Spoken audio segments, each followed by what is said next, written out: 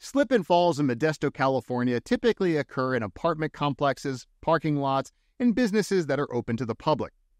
When a slip and fall occurs, the human body falls backward, which causes posterior injuries to the head and neck, back, wrists, elbows, and lower back. Slip and falls are primarily caused in one of two ways. First, by the wet and slippery surfaces that result from cleaning tile or linoleum floors, and the second is by wet substances like merchandise that's spilled onto the floor.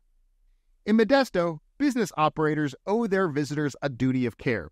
That means that they need to keep their store reasonably clear of hazards like spills, falling objects, and anything else that can cause a serious injury. If you were injured in a slip and fall accident that occurred in Modesto, California, contact Maison Law for a free consultation and case review.